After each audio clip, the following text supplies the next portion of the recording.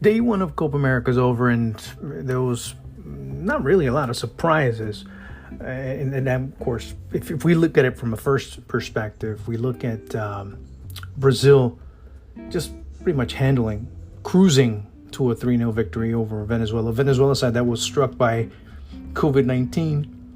But if you look at it from their perspective, there was a lot of, and of course it was being reported throughout the weekend that in their last matchup against Uruguay, there was a lot of violations to the CONMEBOL bubble. There were family, friends, even celebrities, influencers, YouTubers, all types of celebrities coming into the Venezuelan camp inside the hotel and hanging out, taking pictures.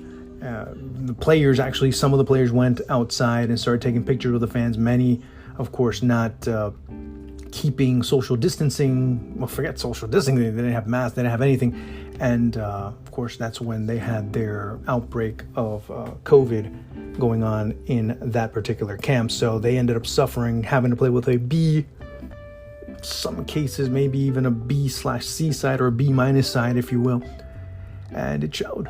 Brazil were just a better team. Brazil, if there was something that you have to criticize about Brazil, that the more interior players really didn't do a lot of good work as far as creation.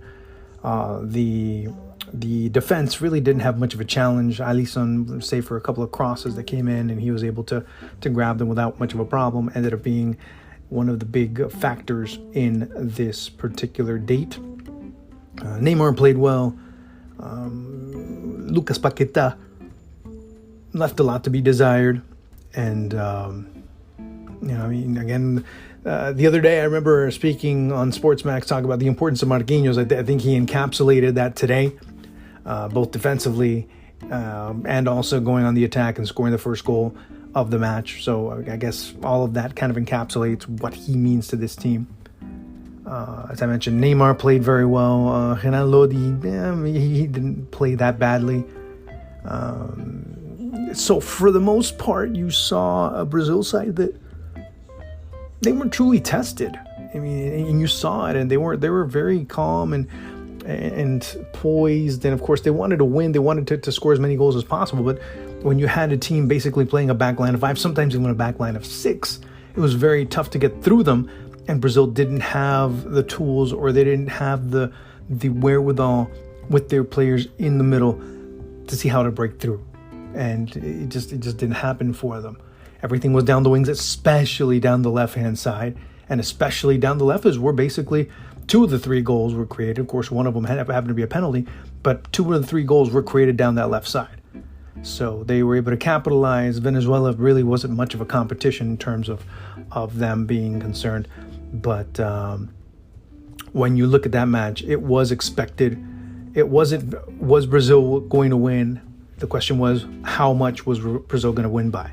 Because as of right now, they are the prohibited favorites, and maybe them and only them can beat themselves, if you want to look at it from that, using that trite expression.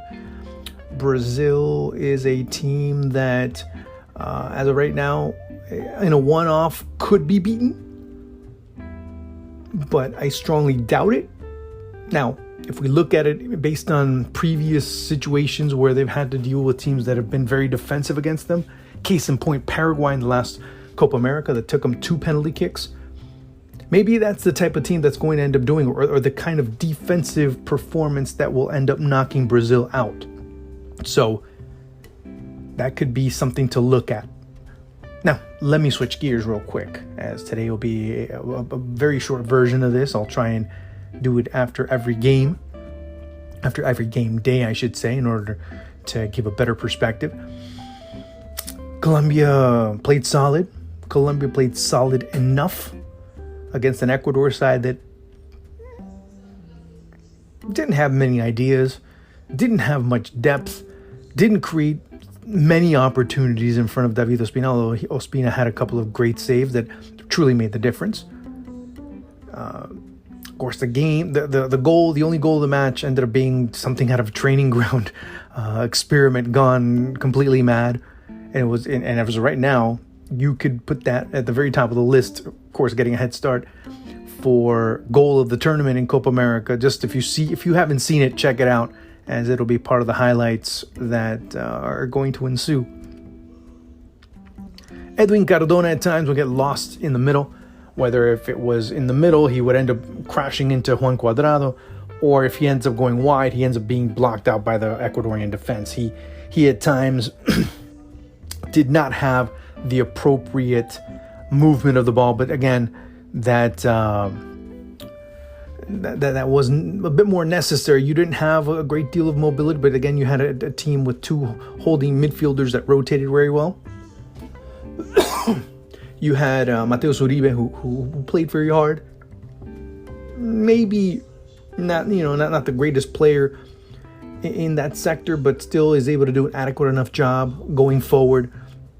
Meanwhile, he's guarded by Wilmar Barrios, who, of course, has been very instrumental in terms of being able to perform on a consistent basis as a holding midfielder, allowing Mateus Uribe to go on the attack a bit more. But, of course, both of them ended up being a vital part of that midfield and truly not allowing a lot of movement for Ecuador. Of course, towards the second half, it was Colombia being able to defend with two lines of four and being very solid doing so. Of course, the pitch didn't help in any way, shape, or form. If you're seeing the second half, the pitch at the Arena Pantanal ends up being just complete and utter disaster in the second half. Well, but those are things you're going to face in these types of encounters. So, for the most part, no surprises. And of course, and I say no surprises because if you look at Ecuador and their history, I think maybe in the past 20 years or so, maybe a little bit more, they've only been able to win 3 out of 27 matches in Copa America play. Yeah, 3 out of 27 matches in Copa America play. They haven't been doing very well historically in that tournament, as you obviously can tell. So, in a way, it's not an upset. Maybe it is an upset based on the context that there is there is history, or at least recent history. Of course, this same Ecuadorian side beat Colombia a few months ago, 6-1, and of course ends up leading to the sacking of Carlos Queiroz. And of course, you see a different Colombia side under Reynaldo Rueda, just a coach that has been able to really solidify this team, that has been able to consolidate them, that's winless, that is unbeaten, I should say, as Colombia coach. 2 wins and a draw, and an impressive draw, I may add. So the momentum continues to grow and the belief continues to grow despite all of the extracurricular things going on with James Rodriguez and his video about not being, called up for the national team, and his temper tantrums that he's been able to create on social media.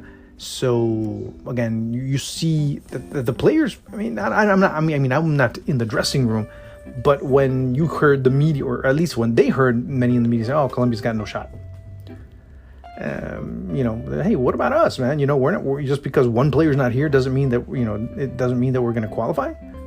So I guess that was a bit of motivation as well for them, if you look at it from that perspective. Now, with these results, it's pretty much done and dusted that these two teams will advance. Again, you're like, what? Yeah. They most likely will advance, barring, if Brazil or Colombia end up getting blown out in their next 3 games. You have these two teams have pretty much advanced because remember, you go into the quarterfinals with 8 teams.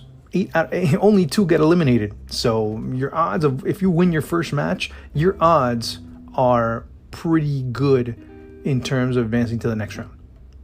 Now, the jockeying for position will be another question. And of course, that'll start occurring sometime in the middle of the week, Wednesday, Thursday, to be more precise.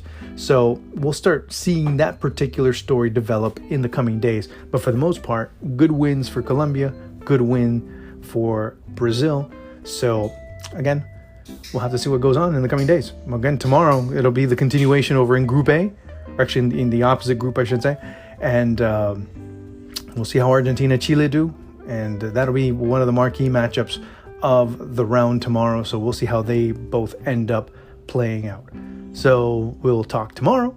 And I hope you enjoy this. I hope that we continue doing, and just let me know what you think. And I'll be very happy to continue doing this for you.